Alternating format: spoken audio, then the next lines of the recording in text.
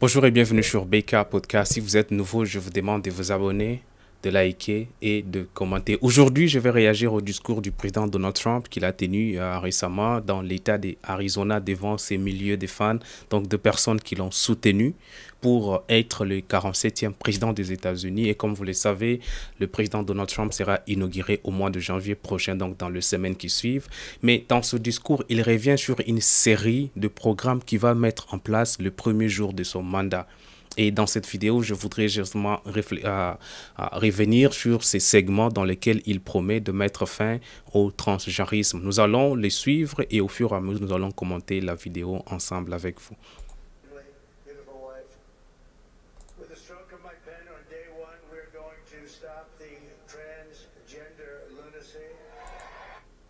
Donc, il dit ici dans cette première phrase qu'avec le soutien de ses supporters, puisqu'il faut noter que le président Donald Trump a la majorité au Parlement, mais aussi la majorité à la Chambre. Donc, ici, on appelle le Congrès, il y a la Chambre des sénateurs, qui est le Sénat, mais aussi la Chambre de représentants, ce qu'on appelle the House of Representatives. C'est que les républicains ont maintenant la majorité dans toutes les deux chambres et le président Donald Trump promet de mettre fin au transgenrisme dès le premier jour de son mandat, effectivement avec le soutien de ces conservateurs, ces républicains qui ont été élus comme sénateurs, mais aussi comme représentants à la Chambre des représentants. Nous allons continuer.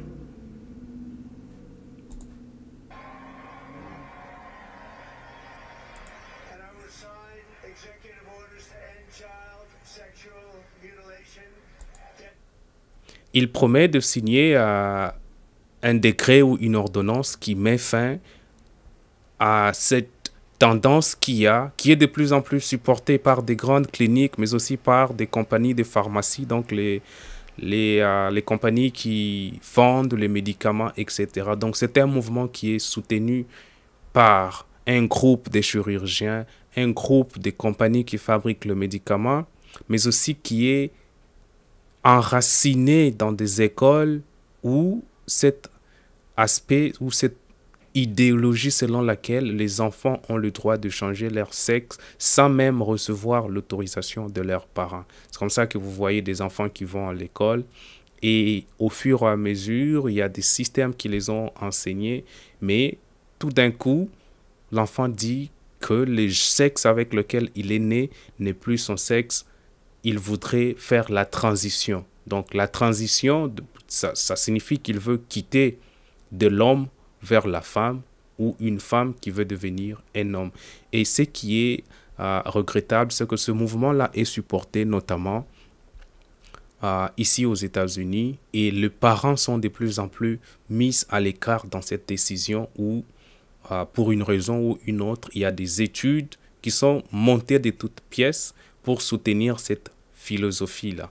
Et le président Donald Trump promet de mettre fin à toutes ces choses-là dès le premier jour. Donc, les jours suivant son inauguration, disons que si l'inauguration du président est dans les avant-midi, la nuit, il va commencer à signer ces décrets qui sont déjà pré-rédigés sur sa table. Il va juste commencer à les signer et les mêmes jours, ils vont entrer en vigueur et ça sera quelque chose dont effectivement la plupart des personnes, les parents qui ont des enfants ici aux États-Unis qui fréquentent des écoles, par exemple quelqu'un comme dans ma situation, je soutiens cela. Donc nous allons continuer à les suivre.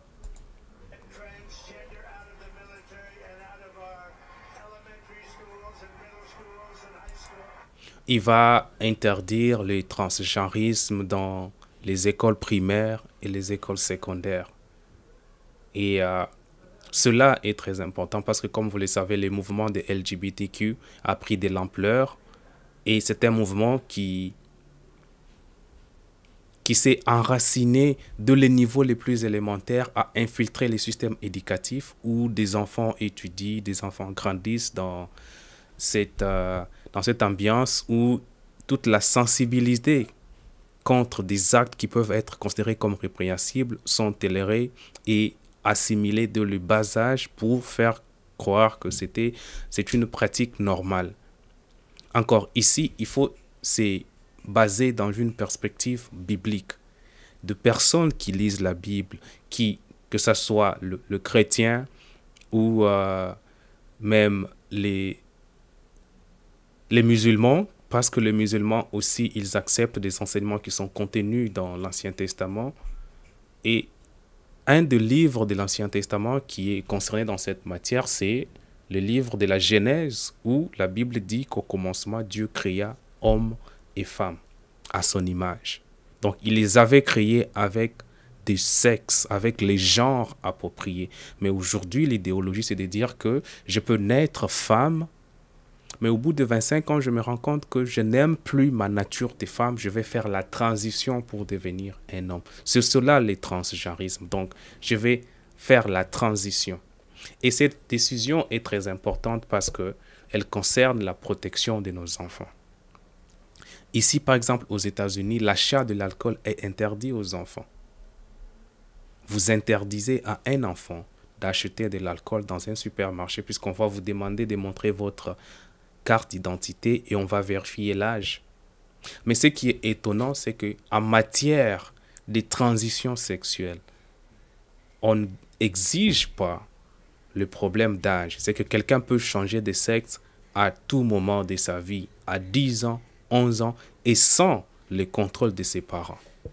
Donc ça, c'est une mesure qui est à saluer. Et donc, nous, en tant que parents, nous supportons cela et nous sommes très impatients de voir cela effectivement entrer en vigueur parce que ça va restaurer beaucoup de valeurs et beaucoup de l'éthique dans nos familles. Voilà ce que j'avais à dire là